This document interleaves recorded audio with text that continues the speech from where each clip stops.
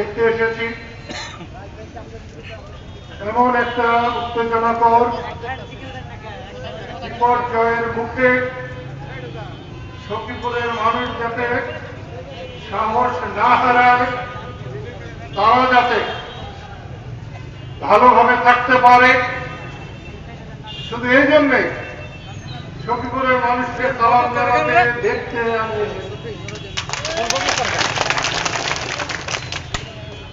আমাদের দেশে এর আগে অনেক আন্দোলন হয়েছে, কিন্তু এত অল্প সময়ে এত বেশি মানুষ কখনো জীবনদান করে নাই। বৈষম্য বিরোধী আন্দোলনে ছাত্র জনতার রক্তদান কোন মতেই দেখা যেতে পারে না, দেখা যায় নাই।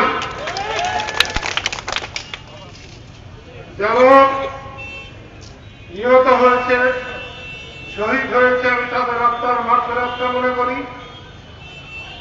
যারা আহত হয়েছে আল্লাহর কাছে প্রার্থনা করি, পরম প্রভু আল্লাহ তাদেরকে আপনি অতি সত্তর সুস্থতা দান করুন। প্রিয় বন্ধুরা, আমি শুনেছি সেদিন সরকার দলের লোকেরা বৈষম্য বিরোধী আন্দোলনকারীদের উপর ঝাঁপিয়ে পড়েছিল, তাদেরকে ক্ষতিগ্রস্ত করেছে, আক্রমণ করেছে, কাজটা ভালো করে নাই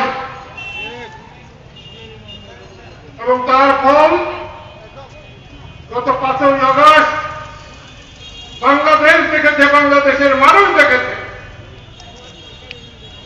বঙ্গবন্ধুর কন্যা শেখ হাসিনাকে আমি বহুবার বলেছি, এটা বাবাদের ভাববেন না, দাদাদের ভাববেন না, এটা মানুষের দেশ, মানুষের দেশ ভাবতে চেষ্টা করুন। বঙ্গবন্ধু নিজেই বলেছিলেন, চোরা না শোনে ধর্মের কাহিনী। শেখ হাসিনা আমার কথা শোনে নাই। তিনি সেন্ট্রাল পর্যন্ত বলেছেন, বৈষম্য বিরোধী ছাত্ররা, কোটা সংস্কার আন্দোলনের ছাত্ররা যদি আমার সাথে কথা বলতে চায়, আমার দরজা খোলা, তারা আসতে পারে।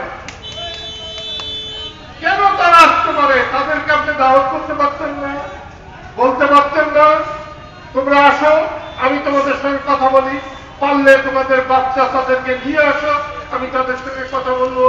তারপরে ওকেই ধরে বসে রইলেন, যদি তাদের ইচ্ছা হয় তারা আসতে পারে।